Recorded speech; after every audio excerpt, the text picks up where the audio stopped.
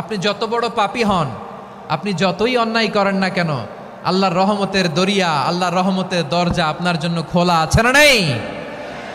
জায়নামাজটা বিছিয়ে দেন, চোখের পানি ছেড়ে দেন, 2 রাকাত নামাজ পড়ে সেজদায় লুটিয়ে পড়ে কাঁদেন। যত গুনাহ আপনার হোক না কেন, আপনার গুনাহ মাফ করে কবুল করে নিবে কে? যারা প্র্যাকটিসিং, যারা ইমানদার, তাদেরকে বিশ্বনবী জান্নাতের সুসংবাদ দেন। আওয়াজ করে পড়েন সুবহানাল্লাহ।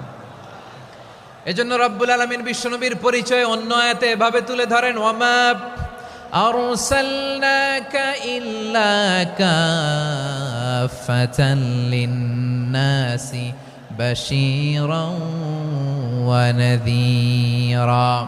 নবী হে, আমি গোটা জগৎবাসীর জন্য আপনাকে সুসংবাদদাতা এবং সতর্ককারী করে জমিনে প্রেরণ করেছি।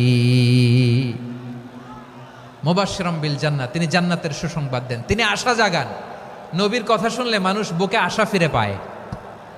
আমার নবী কাউকে হতাশ করেন না। হতাশা বিশ্বনবীর ডিকশনারিতে নাই। তিনি মানুষকে আশাবাদী করে তোলেন। বিশ্বনবীর কথা শুনলে মানুষের হৃদয় নরম হয়, তারা আশা ফিরে পায়।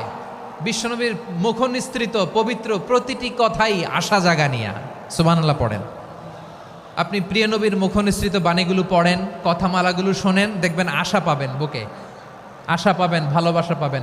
কারণ তিনি এমন সত্তা, এমন পার্সোনালিটি, তার কথা শুনলে হৃদয় নরম হয়ে যায়। মনে হয় হৃদয় খুলে তারে দিয়ে দেই, সব কথা যেন তারে বলা যায়। আওয়াজ করে বলেন ঠিক কিনা? সে কোন বন্ধু বলো বেশি বিশ্বস্ত, সে কোন বন্ধু বলো বেশি বিশ্বস্ত, কার কাছে মন খুলে দেয়া যায়, কার কাছে সব কথা বলা যায়, হওয়া যায় বেশি আশ্বস্ত। তার নাম আহমদ, বড় বিশ্বস্ত। সে কোন বন্ধু বলো বেশি বিশ্বস্ত, কার কাছে মন খুলে দেয়া যায়, কার কাছে সব কথা বলা যায়, হওয়া যায় বেশি আশ্বস্ত। তার নাম আহমদ, বেশি বিশ্বস্ত। যে জন